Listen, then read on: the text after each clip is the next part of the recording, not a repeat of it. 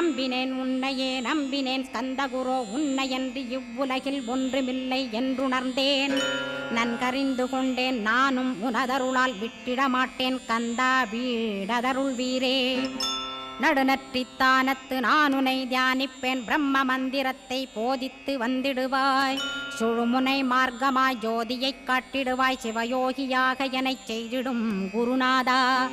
ஆசையறுத்து அறநடியைக் காட்டிவிடும் மெய்யடியராக்கி மெய்வீட்டில் இருத்திவிடும் கொங்கு நாட்டிலே கோயில் கொண்ட ஸ்கந்தகுரோ கொல்லிமலை மேலே குமரகுருவானவனே